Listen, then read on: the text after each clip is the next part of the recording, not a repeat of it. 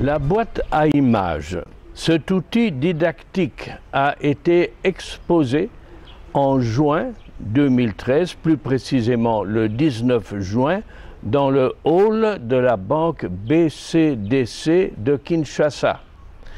100 exemplaires de cette boîte à images contenant chacun une bonne trentaine de planches ont été imprimés et distribués gratuitement, en partie vers les écoles, car la boîte à images est très utile lorsqu'on a devant soi entre 30 et 50 élèves. On peut également l'utiliser même en cours de route sur un trottoir et après quelques instants, une foule va vous entourer et vous allez tourner les pages de cette boîte à images et vous pourrez ainsi développer ce parcours initiatique de la drépanocytose.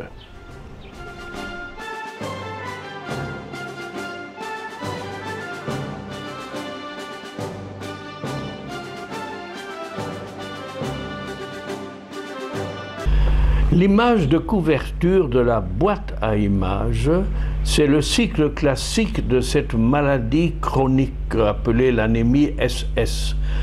Dans le sens contraire des aiguilles de la montre, vous voyez une douleur croissante, l'hospitalisation, accompagnée de perfusion et transfusion, puis le retour à la normale.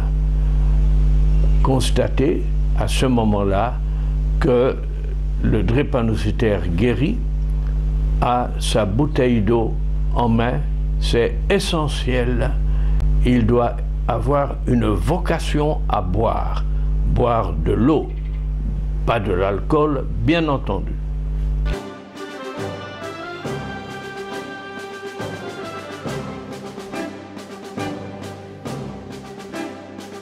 La drépanocytose ou anémie SS, c'est par excellence la maladie de la douleur. Aucun organe, aucune partie du corps n'y échappe. C'est d'ailleurs une douleur qu'on a peine à imaginer. Certaines personnes disent que la mise au monde d'un enfant chez les femmes, ce n'est rien comme douleur comparée à la douleur des crises vaso-occlusives.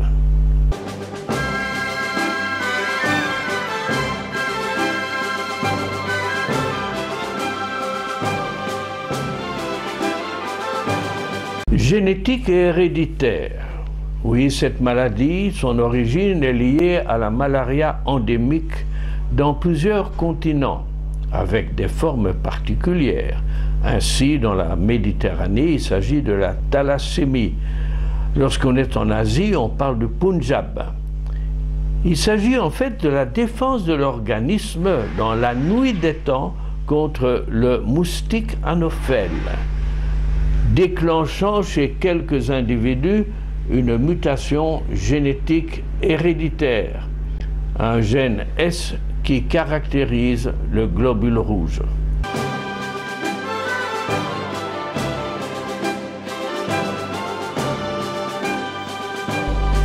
Maladie du sang, donc à proprement parler, une anémie est directement affectée l'hémoglobine. C'est un pigment rouge du sang, la protéine chargée de véhiculer dans le réseau sanguin oxygène et CO2. Sa forme en faucille ou en croissant de lune, en banane dirions-nous ici en RDC, au lieu de l'ovale normal, c'est cette hémoglobine falciforme qui est à l'origine des crises de douleur vaso-occlusive. Elle coince, elle meurt, provoquant des embouteillages dans le réseau sanguin.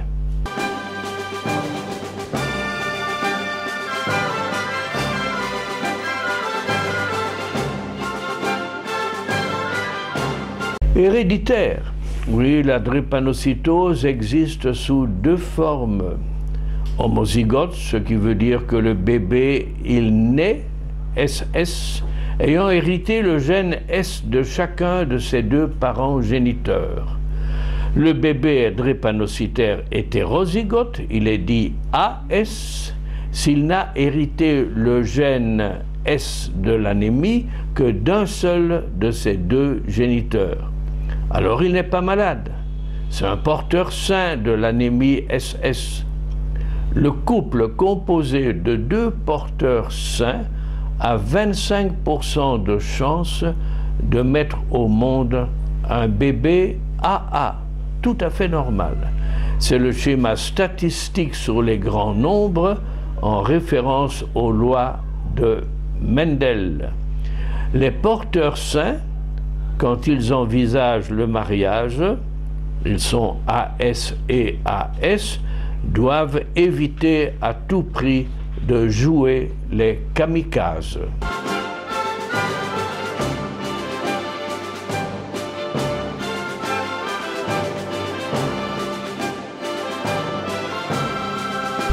Le groupe sanguin et l'hémoglobine.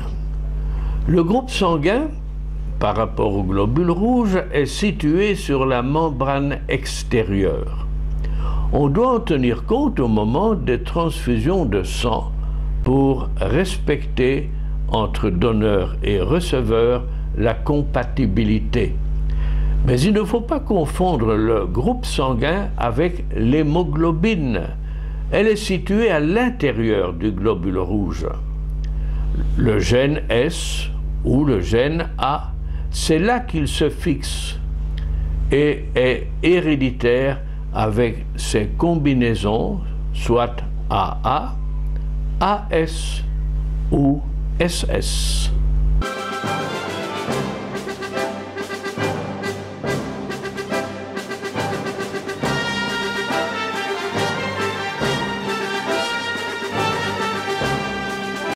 Cette image présente un segment d'artère. S'y déplacent des hémoglobines. Certaines d'entre elles sont falciformes et elles peinent à accomplir leur mission d'oxygéner l'organisme. Pensez donc jusque dans la moelle des os. Donc des occlusions interviennent. La privation d'oxygène en ces points, des tissus et des organes jusqu'à l'intérieur des os ainsi affectés, alors la douleur est au rendez-vous.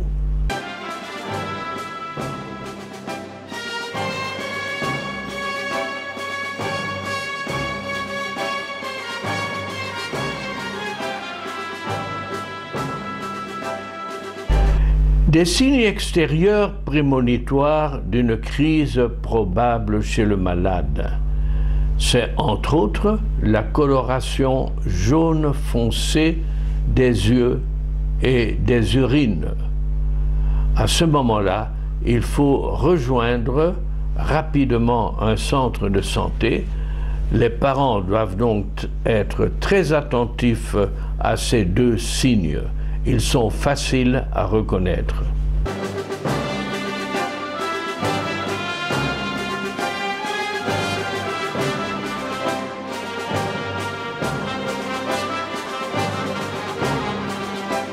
Le manque d'oxygène dans un organe s'appelle hypoxie. Une crise de paludisme, un début de pneumonie ou d'ostéomyélite, qui est une infection des os, autant d'infections qui sont dues à un parasite tel que dans le paludisme, mais dues aussi au pneumocoque qui atteint les poumons et les bronches, comme au staphylocoque. Le drépanocytaire alors risque des crises vaso-occlusives causées par hypoxie, c'est-à-dire le manque d'oxygène.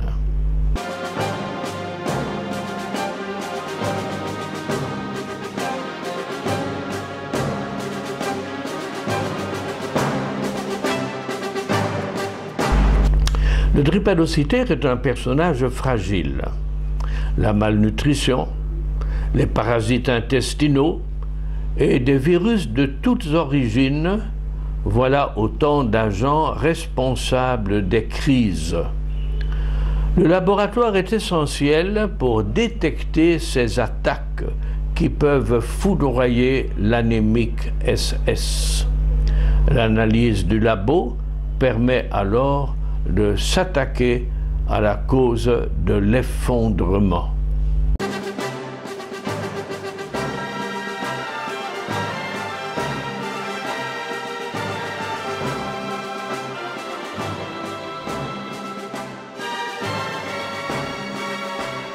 Les douleurs costales et au thorax sont fréquentes et elles sont accompagnées souvent d'une difficulté pour respirer. Elles peuvent arriver à n'importe quel âge, l'enfant, l'adolescent, l'adulte. Elles causent bien des décès à tous âges, situation d'urgence qui nécessite l'hospitalisation et des traitements spécifiques. Traitements parfois lourds, antibiotiques. Les parents doivent donc être très attentifs quand les jeunes se plaignent de douleurs à cet endroit-là de leur corps.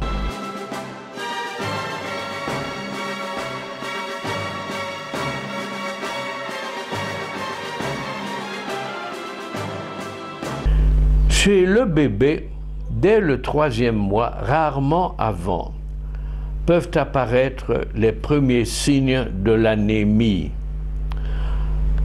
Rarement avant, parce que avant cela, l'enfant est protégé du fait qu'il s'alimente encore partiellement du sang fœtal de sa maman.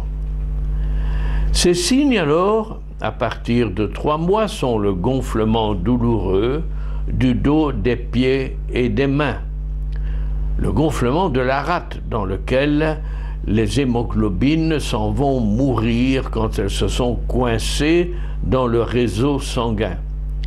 La jaunisse ou hémolyse trahit alors ce fait-là par la couleur des yeux. Voilà un signe auquel les parents doivent faire attention.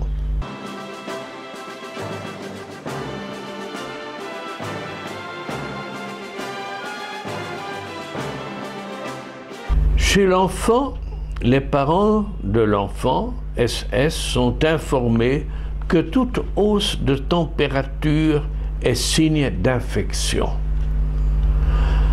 Donc on peut supprimer la douleur avec un paracétamol pour commencer, mais il est recommandé aux parents de faire vacciner leurs rejetons drépano contre le pneumocoque, l'hépatite B, la salmonelle, sans oublier les rappels pour certains de ces vaccins.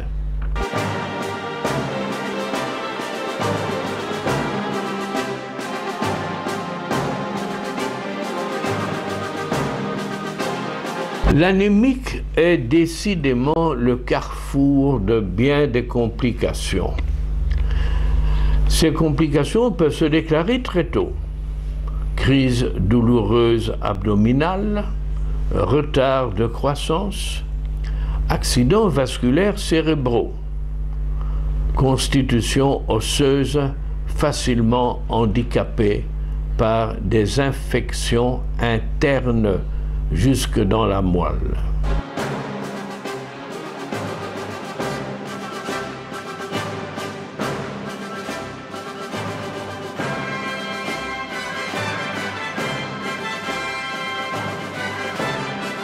L'adolescent, lui, n'est pas quitte de ce qu'il a déjà souffert durant son jeune âge.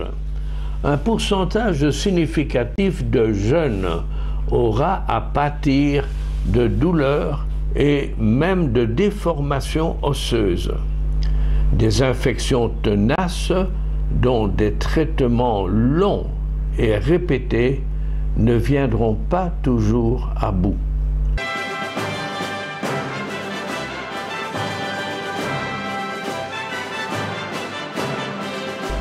Chez l'adolescent encore, certaines jointures osseuses, comme au col du fémur et de l'humérus, sont progressivement détruites, Elles occasionnent des douleurs permanentes, causent parfois de handicaps moteurs irréparables si l'on n'intervient pas rapidement. Une fois de plus, les antibiotiques joueront leur rôle.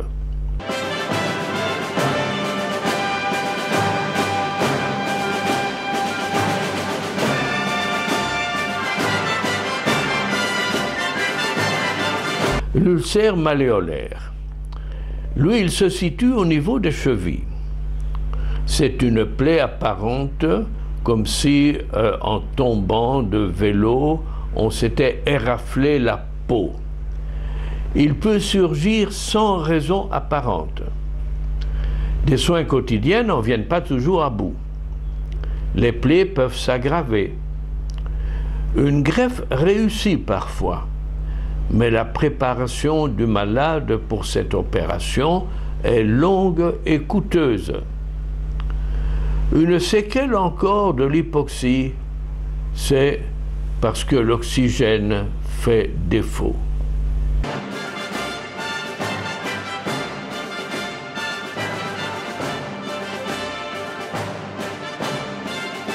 Chez l'adulte, certains organes pourraient être endommagés.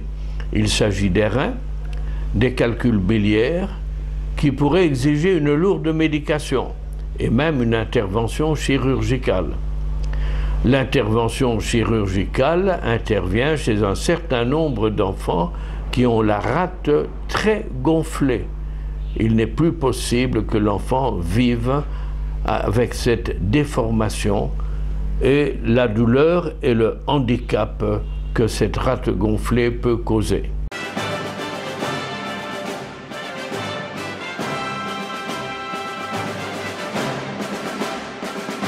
Tant de misères et de séquelles depuis la petite enfance. Il convient donc à ce titre d'éviter les mariages AS-AS, c'est-à-dire entre porteurs sains. L'éventualité d'une naissance SS, c'est-à-dire un drépanocytaire homozygote, c'est une loterie perdue d'avance. N'essayez pas.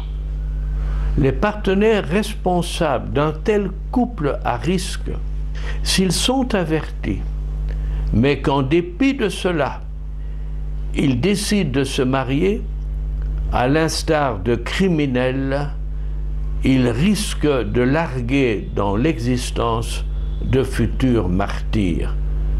A-t-on le droit, moralement, de tenter la chance? Ça sera tenter la malchance.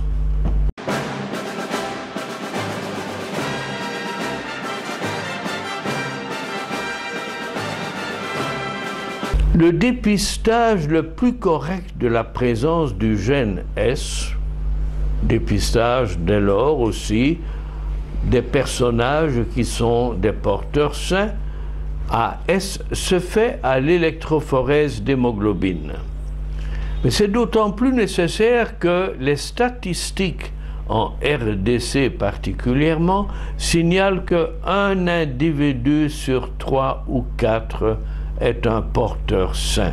Il n'en souffre pas, mais il est un géniteur qui éventuellement va donner naissance à d'autres AS, mais également à un homozygote drépanocytaire. Le couple AS plus AS, donc en République démocratique, a de fortes chances de se produire si les jeunes n'en sont pas avertis très tôt, avertis des risques qu'ils courent et du destin qu'ils préparent à leur rejeton SS.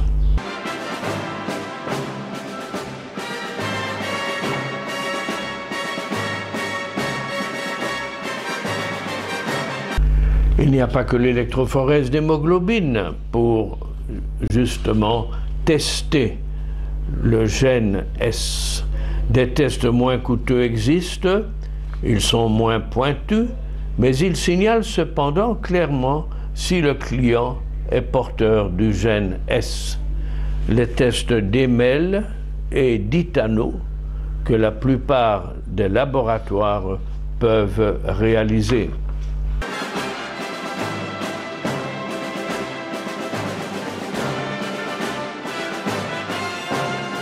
6600 volts, danger.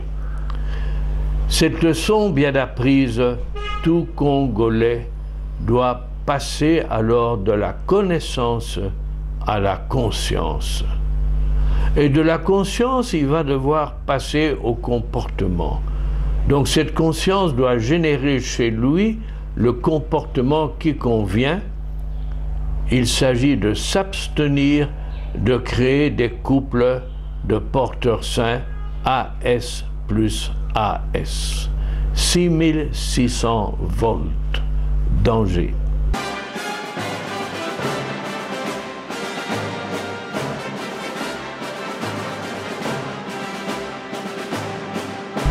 Parmi tous les vaccins souhaitables pour l'enfant né SS, celui qui blinde l'anémie contre la pneumonie, il est incontournable.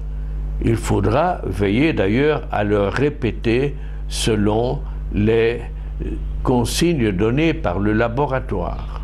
Est aussi très important celui qui évite aux drépanocytaires l'hépatite B. L'hépatite B, c'est une infection qui est causée à l'occasion des transfusions, parfois nombreuses, de sang que l'anémique va devoir exiger. L'anémique est un gourmand de sang et il n'est pas toujours dit que le sang qu'on va lui donner a été nettoyé du virus de l'hépatite B.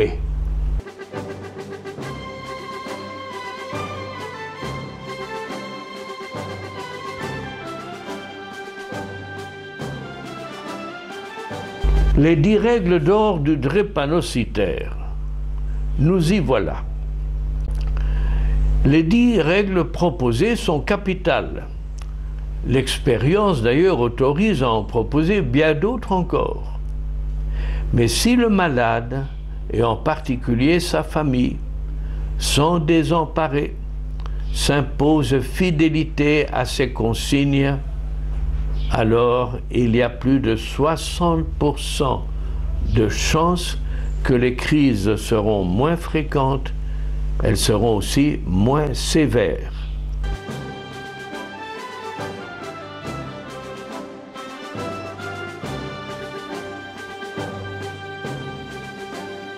Pour prévenir les crises, la moitié des consignes des règles d'or favorise santé et prévention, telles l'hygiène, l'alimentation, les visites de routine régulières au poste de santé.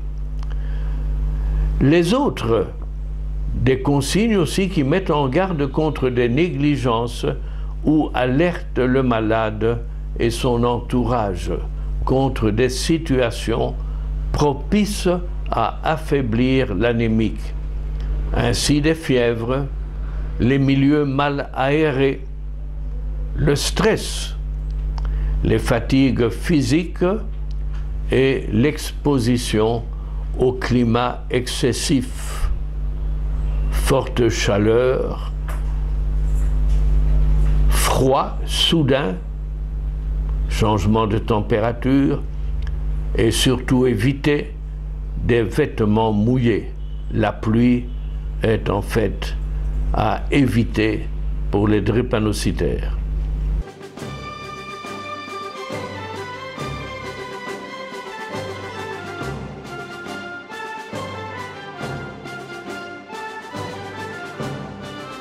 La température, lorsqu'elle s'élève au-delà de 38 degrés et demi, eh bien, il faut que les parents, sans hésitation, soient prévenus que probablement une infection est en route. Les parents doivent conduire le malade rapidement au centre de santé ou à l'hôpital.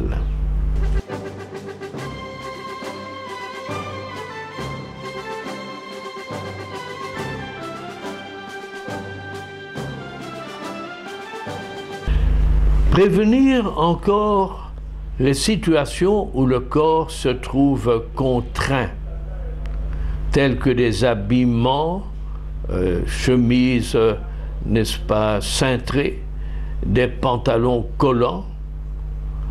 Éviter aussi les positions corporelles qui, à un moment donné, peuvent interrompre la circulation du sang. Éviter les milieux de promiscuité. Les transports en commun, s'il s'agit d'un trajet très long, peuvent aussi être de très mauvais conseils.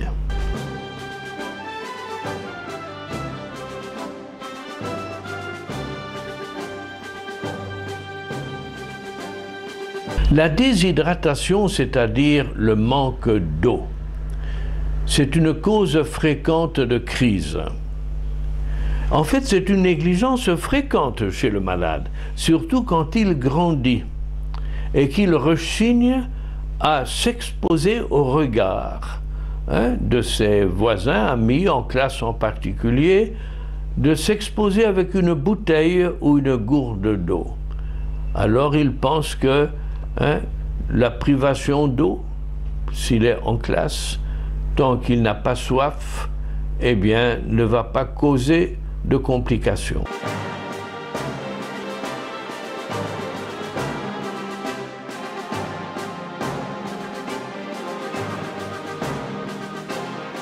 L'alimentation, c'est très important.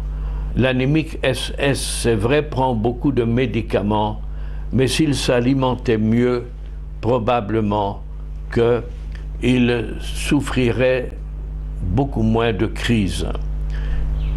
L'alimentation, il importe que la qualité, la diversité des composantes du repas, on en tienne compte à la maison. Un repas d'ailleurs à prendre plutôt 3 ou 4 fois par jour, à plus petite dose, qu'un seul gros repas à la fin de la journée. Ne pas oublier les fruits, les légumes et des protéines, et alors la dose quotidienne d'acide folique. Depuis qu'il est tout petit, le drépanocytaire doit être accro à l'acide folique.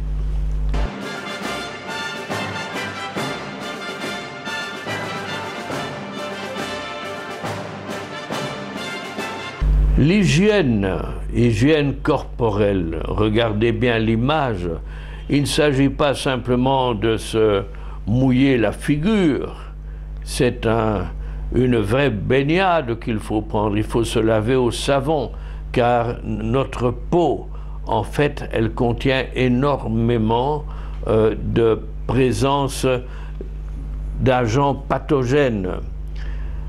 Se laver convenablement, c'est une parade contre quantité de parasites et de microbes. Les dents surtout, les interstices des dents. Les dents sont menacées de caries dentaires chez les drépano. Les dents et les interstices des dents sont des réservoirs de germes qui, devenus pathogènes, peuvent causer des infections graves dans la circulation du sang.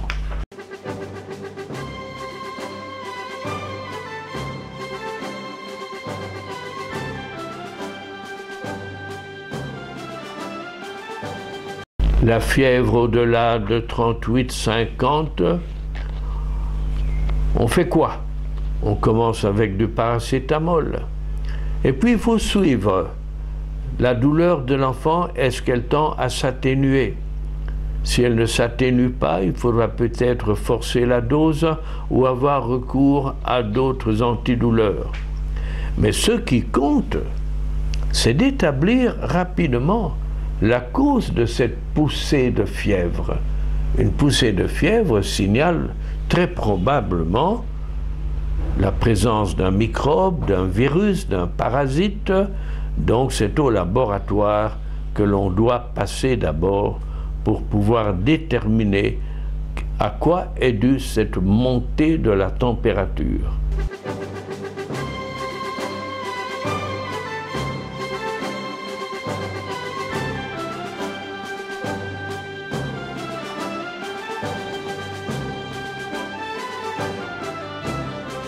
Ah, les efforts physiques. L'enfant drépano qui ne peut pas participer à un match de foot ou sur un court de tennis. Oui, le drépano doit entretenir son corps, c'est vrai. Il doit le maintenir souple. Il y aura des exercices d'entretien auxquels il va devoir s'en tenir dès le lever le matin pour donner de la souplesse au cartilage, mais pas d'effort physique d'endurance. Il faut proscrire tout ce qui fatigue, tout ce qui provoque la transpiration, tout ce qui peut générer des crampes et aussi des essoufflements. Rappelez-vous, l'hypoxie, le manque d'oxygène dans les poumons, entre autres.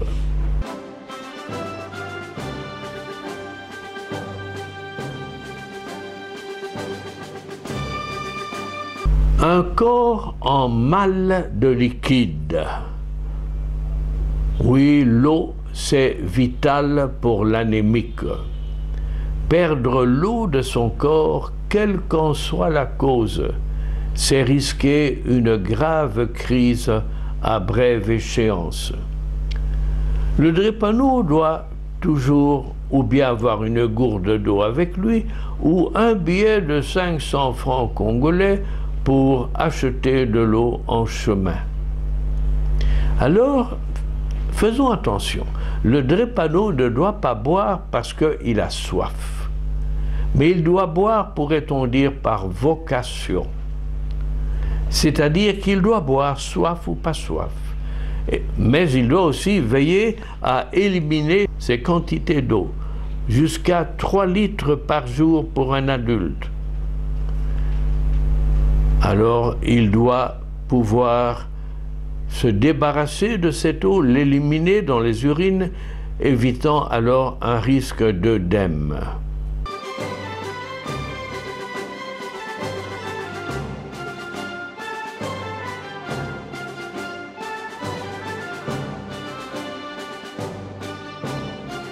Si l'eau est vitale, l'oxygène, lui, est crucial.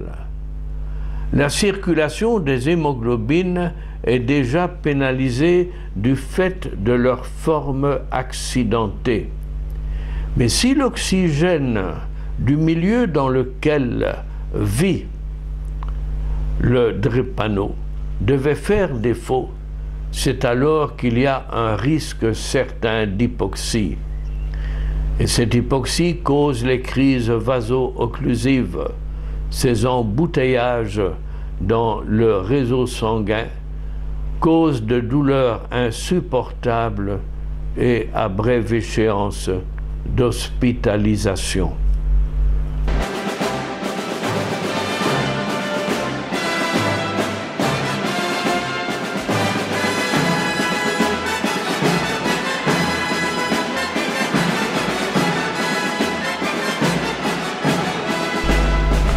Pour garder la forme et être un David qui gagne contre Goliath de façon permanente, la recommandation qui, à notre avis, vaut 1 million, c'est la visite de routine et de contrôle régulier au centre de santé avec son carnet de santé.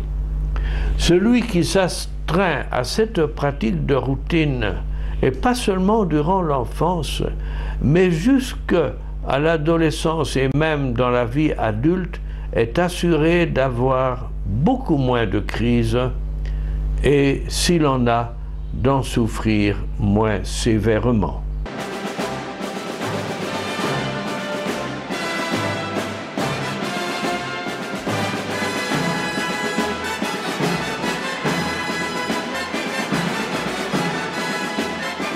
Nous disons non à la drépanocytose, l'anémie SS, pour clôturer ce voyage initiatique.